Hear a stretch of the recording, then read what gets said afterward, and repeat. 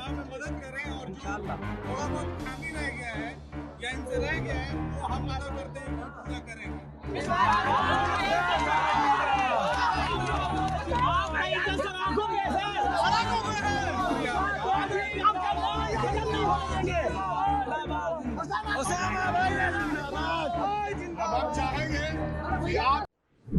नमस्कार, मैं नाज़मीन खान और आप देख रहे हैं SK9 न्यूज।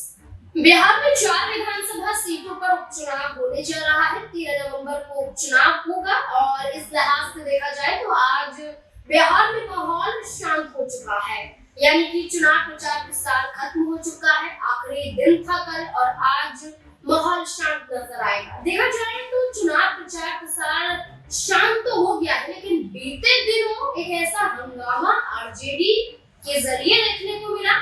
आरजेडी के तमाम कार्यकर्ताओं द्वारा हंगामा काटा गया, जिसके बाद आरजेडी की मुश्किलें बढ़ती हुई नजर आ सकती है। दरअसल इस पूरे मामले को बताने से पहले आपको एक बड़ी जानकारी दे दें कि बिहार में जो शहाबुद्दीन थे, जो आरजेडी का बड़ा हिस्सा थे, मोहम्मद शहाबुद्दीन का जिक्र करें तो शहाबुद्दीन जेडी पार्टी से सिवान से लोकसभा का चुनाव लड़ते हुए नजर आए। चुनाव जीत आए, बाहुबली के रूप में देखे जाते हैं।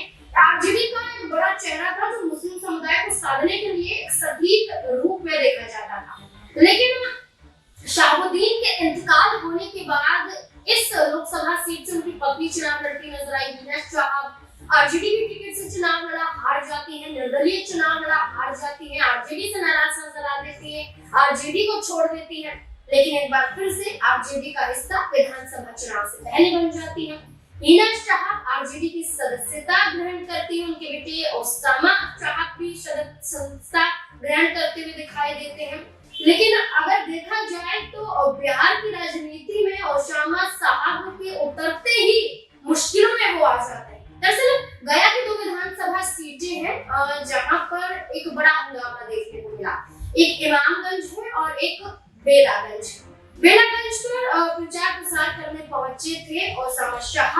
वो आरजेडी के प्रत्याशी के लिए प्रचार प्रसार करने गए थे। आरजेडी के प्रत्याशी विश्वनाथ कुमार सिंह है और ऐसे में जब वो प्रचार प्रसार करने गए तो वो एक बयान देते हुए नजर आए कि जो आरजेडी के प्रत्याशी हैं बेलागंज से, उनसे अगर कोई गलती हुई हो तो उसे आप माफ कर देना, आप उनका साथ देना, आप कोशिश कीजिएगा कि आपने माफ करते हुए उन्हें जिता दें, हम इनकी जिम्मेदारी लेते हैं। इतना ही ओसामा साहब कहते हैं। भीड़ में से एक आवाज आती है युवक की कि हम कभी माफ नहीं करेंगे। उस दौरान देखा जाता है कि इस भीड़ में से जो आवाज सामने आती है उस युवक को पकड़ते हुए आरजेडी के कुछ कार्यकर्ता नजर आते हैं। आरजेडी के समर्थक यहाँ पर दिखाई देते हैं।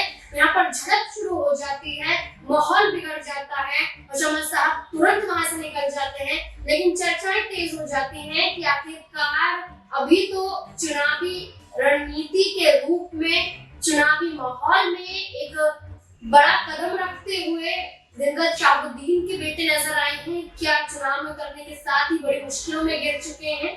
विधानसभा चुनाव में बड़ी दिक्कतों का सामना करते हुए वो देखे जा सकते हैं। क्या लगता है आपको इस मुद्दे को लेकर? अपनी राय कमेंट सेक्शन में जरूर दें। देखते रहें SK9 न्यूज।